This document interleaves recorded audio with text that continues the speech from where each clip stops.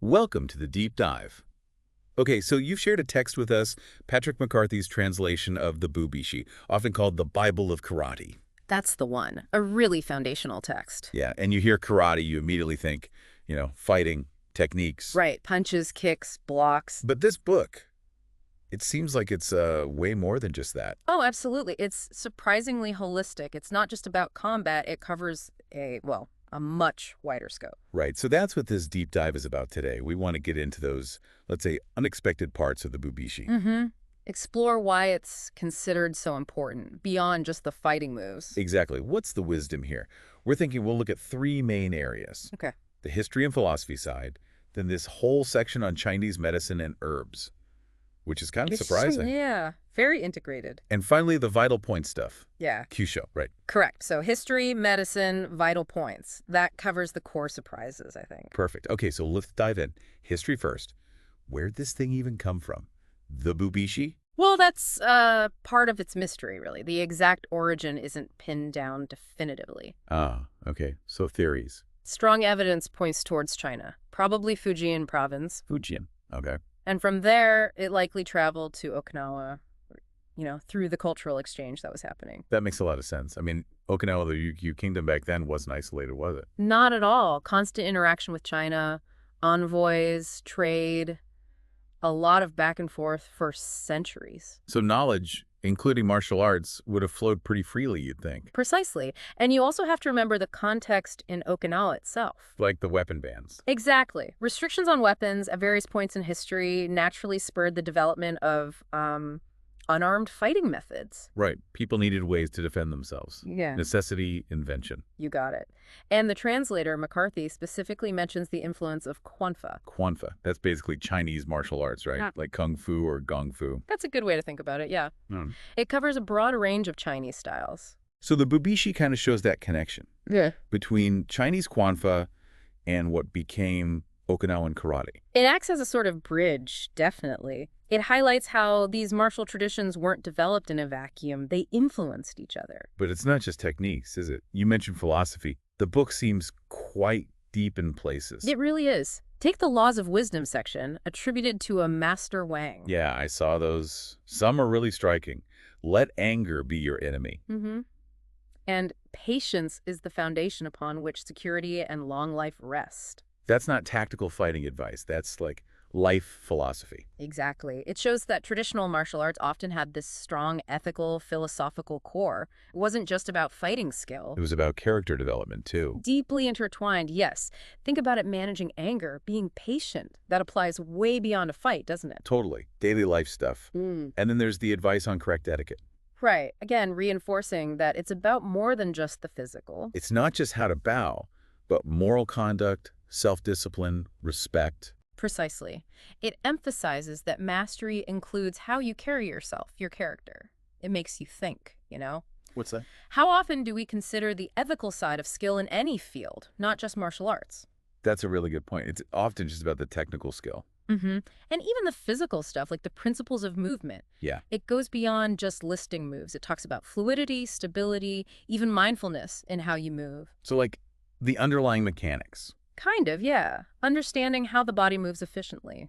These are universal principles, really. Good posture, balance. You use that stuff all the time, not just in karate. Absolutely. And the text even includes stories to sort of illustrate things, like the origin story of White Crane Gong Fu. Ah, right, the cranes. Yeah. Can you give us the quick version of that? Sure. It's about Feng Zhonggong and his daughter, Feng Qinyang. After some hardship, she supposedly watched two cranes fighting. Okay.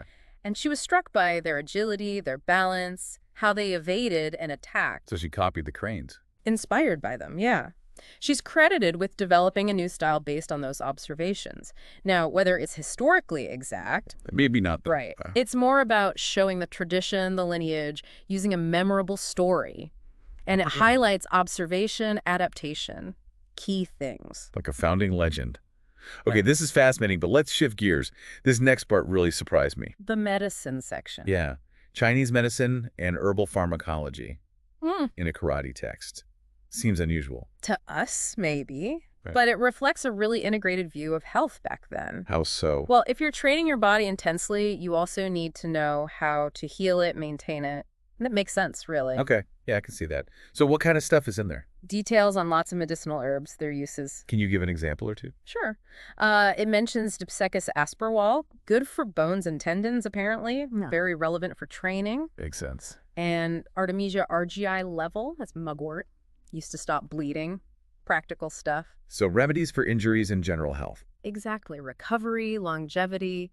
It was all part of the package. And it gets even more specific with that 12-hour theory stuff. Herbal remedies linked to times of day. That's the Shichen system, traditional Chinese 2-hour blocks. Right, the Shichen. And the idea is that the body's energy, the kari, flows differently at different times. Precisely. It flows through different meridians. So the Bubishim links specific herbs to specific Shichen for treating certain things. Wow, so like take this herb at rat time. Exactly. Rat time is 11 p.m. to 1 a.m. That time was linked to the gallbladder meridian, so certain herbs were thought to be more effective than for related issues. That is incredibly specific. It's like timing your treatment to the body's natural rhythms. Mm-hmm. And there's that diagram, the crystal statue diagram. What is so? It's basically a map, a human figure with different body parts linked to the 12 Shichen. Ah, a visual guide to the time-body connection. Exactly. Shows how they viewed the body's energy cycles throughout the day and how that influenced treatment. It's very holistic. Really drives home that interconnectedness idea. And it wasn't just theory, right? There are actual prescriptions for injuries. Oh, yes. Burns, back injuries, head trauma.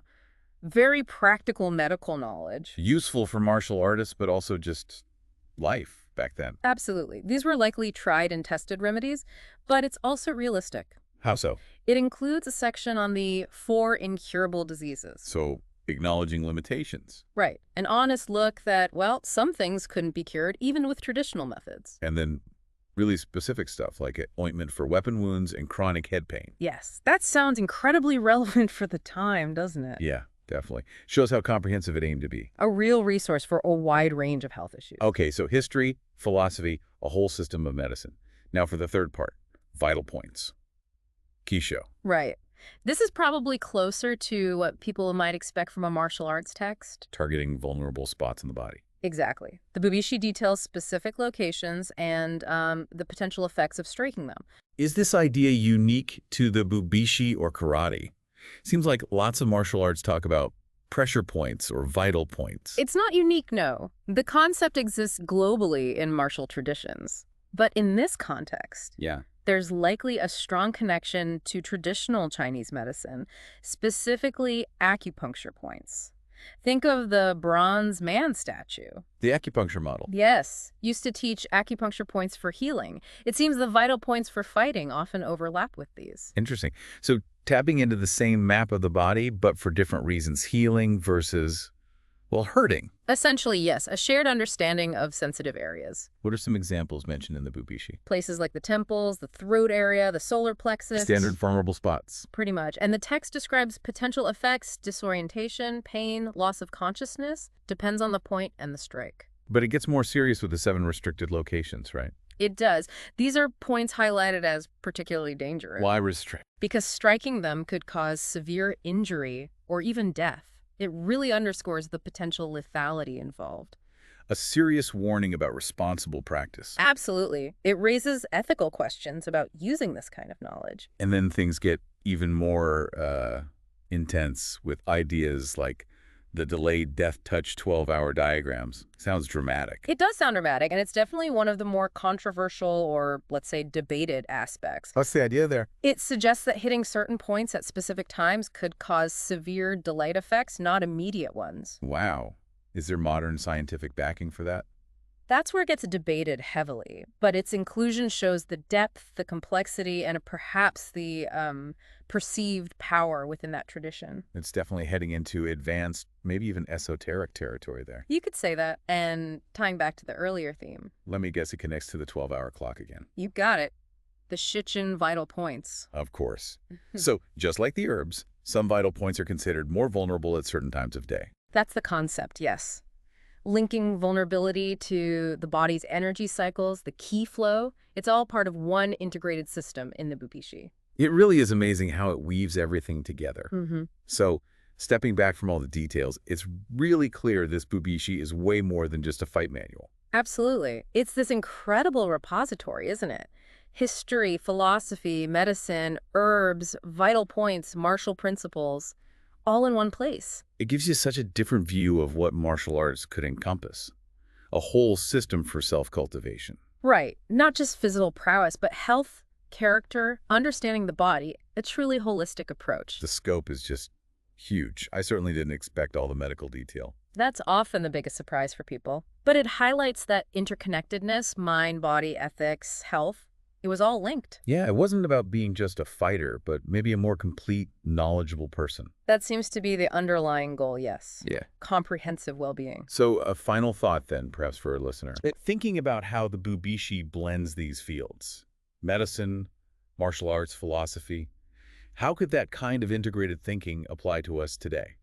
Interesting question. Like, could looking for unexpected connections between different areas of knowledge offer a broader path to, personal growth or well-being now? It's definitely something to ponder. Where else might we find surprising synergy between different disciplines? Exactly. Food for thought. Thanks for joining us on this deep dive.